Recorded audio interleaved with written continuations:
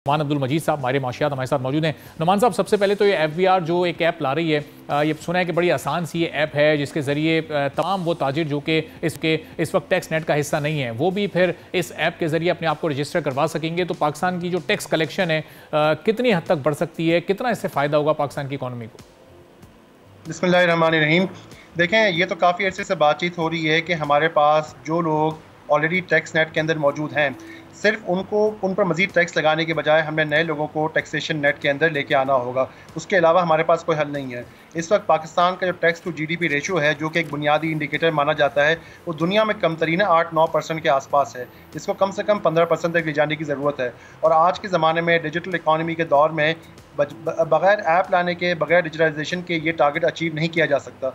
तो मैं समझता हूँ कि अगर ये एक आसान ऐप है और जो पूरा पेमेंट सिस्टम है उसको इससे लिंक कर दिया जाता है, और देखिए ये जो ऐप लाई जा रही है इसको आपने दूसरी बात के स्टेट बैंक जो करेंसी नोट लेके आ रहा है उससे भी लिंक करें कि जब करेंसी की ट्रांजैक्शंस फॉर्मल सेक्टर के अंदर होंगी, डिजिटल पेमेंट्स का रुझान ज़्यादा से ज़्यादा होगा, तो ऑटोमेटिकली FBR को भी टैक्स कलेक्शन में मदद मिलेगी। तो मैं समझता हूँ कि अगर हम 3-4 अवामिल को अगर मद्देनज़र कंबाइंड देखें, मिलाकर देखें, तो मैं समझता हूँ कि पाकिस्तान का टैक्स टू GDP रेशो बढ़ाने में, टैक्स रेट्स को कम करने में, क्योंकि देखिए हमारे यहाँ मसला ये क्या रहा है कि पाकिस्तान के कॉर्पोरेट और इंडिविजुअल टैक्स रेट हमेशा से बहुत ज़्यादा रहे। वो ज़्यादा इसलिए रहे हैं कि थोड़े से लोग टैक्स देते हैं, ज़्यादातर लोग टैक्स नहीं देते। तो जब टैक्स रेट में इजाफा होगा तो ऑटोमेटिकली जो आम आदमी है या जो एवरेज बिजनेस है उसके टैक्स के इंसिडेंस के अंदर भी कमी आएगी और इससे फॉरेन इन्वेस्टमेंट के रास्ते भी खुलेंगे।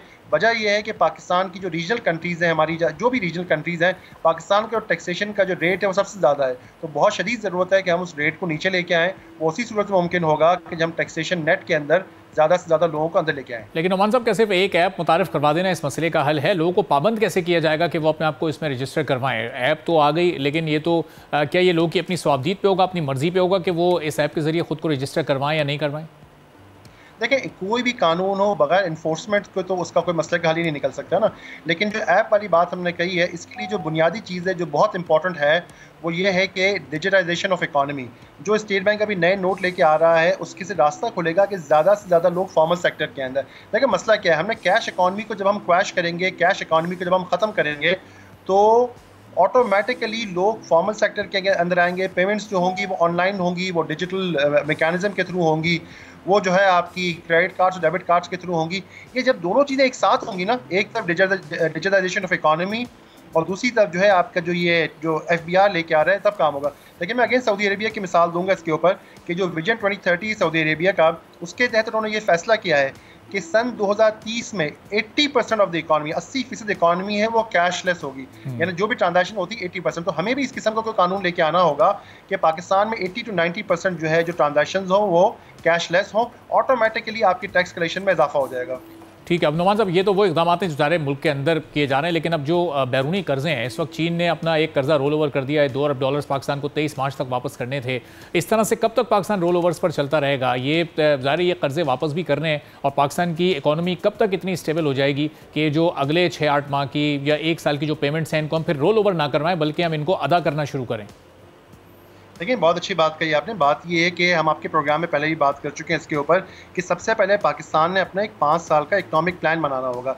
अलमिया ये रहा है कि पिछले 15-20 सालों के अंदर हमारे पास मुख्तलिफ वजूहात की बिना पर तो 5 ईयर इकनॉमिक प्लान रहा ही नहीं। जब हम 3 to 5 ईयर का इकनॉमिक प्लान बनाएंगे, उसको इम्प्लीमेंट करेंगे, उसके अहदाफ मुकर्रर करेंगे, तो ऑटोमेटिकली चाहे IMF हो चाहे चाइनीज़ हो, हमें बार बार उनसे लोन को रोल ओवर नहीं करवाना पड़ेगा। देखिए, हमारे यहाँ एक मसला ये हुआ है कि IMF से निजात पाना एक पॉलिटिकल स्लोगन बन गया है। IMF से निजात एक पॉलिटिकल स्लोगन नहीं है, ये एक मरबूत इकनॉमिक प्लानिंग का हिस्सा है। जिन जिन लोगों ने IMF से या मल्टीलेटरल कर्जों से जान छुड़ाई है, उन्होंने अपना 5 या 10 साल का एक मरबूत इकनॉमिक प्लान बनाया, उसके अहदाफ मुकर्रर किए, उसको इम्प्लीमेंट किया। अगर पाकिस्तान भी आज की तारीख में अगला 3 से 5 साल का इकनॉमिक प्लान बना ले, उसकी जो डेडलाइंस है, उसके KPIs हैं, इंडिकेटर्स हैं, उसको फॉलो करे, ऑटोमेटिकली हम 3 से 5 साल के अंदर जो है हम निकल जाएंगे। जिसके अंदर बहुत सारे इकदाम हैं। हमें सबसे पहले अपने करंट अकाउंट को कंट्रोल करना होगा, अपने डिजिटल एक्सपोर्ट्स को बढ़ाना होगा, टूरिज्म को बढ़ाना होगा, FDI को बढ़ाना होगा। हम इस सब टॉपिक पर अलग अलग तफसील से बात कर सकते हैं, लेकिन एक कंबाइंड इंटीग्रेटेड स्ट्रेटजी जब होगी और उसका इम्प्लीमेंटेशन मैकेनिज्म होगा तो फिर हम निकल सकेंगे। सिर्फ अगर हमारे पास IMF से निजात पाना सियासी नारेबाजी की हद तक होगा तो हम अगले 50 साल तक भी नहीं निकल सकते। सब्सक्राइब करें और बेल दबाएं ताकि कोई खबर रह न जाए।